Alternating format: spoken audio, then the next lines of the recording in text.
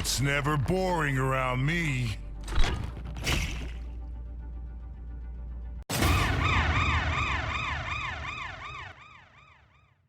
Welp, the leaks were real. The newest addition to the expanding hero roster is Mauga. Who would have thought?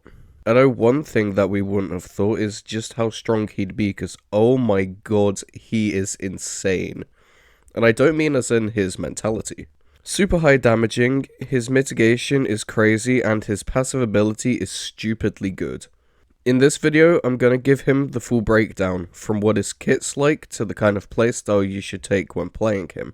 By the end of this video, you should be ready for his full arrival in Season 8. But first, I'm going to ask you to subscribe and leave a like on this video, as I want to continue making Overwatch 2 related content that's not only educational, but entertaining too. Let's talk about his kit first, as that's probably the most important thing to know about any hero, not just Mauga. He has 2 chain guns, one fires incendiary rounds, and the other is just a normal chain gun. But when combined, the normal chain gun does crit damage to enemies that are on fire. Dealing crit damage also grants you a decent chunk of overhealth as a passive ability. His 2 main abilities are Overrun, which allows you to charge forwards like Reinhardt and launch yourself into a ground pound like Bull's Slam, knocking your enemies away from you and stunning them in the process. And Cardiac Overdrive, which is your main mitigation ability that allows you to heal on damage. If you deal 200 damage, you gain 200 health. This is an AoE ability that also affects teammates that are within the range, allowing them to gain health on damage too.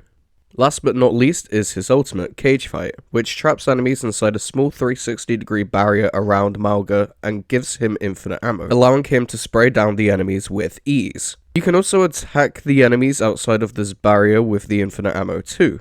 Overall, he has some absolutely insane abilities which make him a very varied fighter. My first tip for learning how to play Mauga when he fully releases next season is to know how his guns work.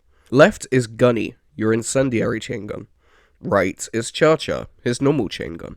At range, firing these together is a terrible idea because of how much spread they have. But what you can do is fire incendiary rounds at an enemy till they're on fire, then switch to your normal chain gun and get guaranteed crits on them from a distance, allowing you to deal max damage and gain your overhealth from this passive at a range. Leave firing both guns at the same time till you're playing aggressively up in your enemy's face, because that's how you're going to kill them faster than you can say, "It's never boring around me." My second tip for learning how to play Mauga is to use Overrun responsibly. Don't just do it because you can. Overrun is great because it deals a bit of damage and stuns on Slam, acting almost like a mini Reinhardt Shatter combined with his shoulder charge. This ability allows you to make a lot of space for your teammates to push up into, in turn allowing you to take the objective because of how much you've pushed the enemy team back into their spawn. You need to communicate with your teammates to find out when you're going to use this ability so that you can all rush in together, rather than you going in alone and getting absolutely wiped by the entire enemy team, because Cardiac Overdrive can't out-heal damage from 5 people. This brings me on to my third tip on learning how to play Mauga, and that's to use your Cardiac Overdrive in a rush with your teammates. As I mentioned before when I was breaking down his kit, Overdrive heals both you and your teammates if they're in the effective area. So using it when you're all pushing as one big unit is going to be the most beneficial way to use it, as it kinda temporarily turns you indirectly into a support. It's weird to think that Mauga is a mismatch of a bunch of different heroes. Brig healing kinda, Reinhardt charge, Bull's ground pound. He's weirdly flexible when it comes to his abilities. My fourth and final tip on learning how to play Mauga before he's already properly released is to use your ultimate, Cage Fight, with your teammates to create space and secure easy kills. Cage Fight is a deployable ult, which means if you trap an entire team in there, they can't get out until the ult timer ends, which means you can actually just use it to create a ton of space for your team by trapping the enemy team somewhere.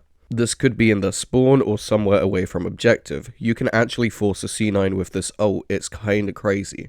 If you use this ult with someone else on your team who has a CC ult, let's say a Reaper or an Iliari, you're gonna see your team coming out on top because the enemy team is basically defenseless in this tiny cage. And that just about does it for my pre-release guide on learning how to play Mauga.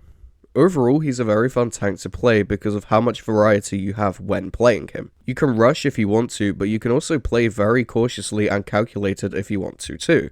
You're not forced into a specific playstyle as him, you can afford to be silly and see the results because of how good his passive ability is, as well as his main mitigation ability. When he probably comes out in a month's time, I can see the season being super enjoyable to play because of how much team comps have changed to work around him. I found myself playing a lot more of Brig Lucio when there was a Mauga on my team this weekend because they work really well together. Season 8 comes out on the 5th of December, so the countdown starts now. Anyways, that's the end of this video. Once again, I'm going to ask you to like this video as it lets me know that you find these videos not only to be helpful, but entertaining. Let me know if you have any requests for other heroes in the comments below, and subscribe so you don't miss that guide when it comes out. There are some heroes that I probably won't be able to make a guide on simply because I don't play them enough, but there are many more heroes on the list that I can make guides on than I can't make guides on. Finally, have a nice day or night if you're watching this at night, and make sure to check out my other videos. Not only will I appreciate it, but you might too.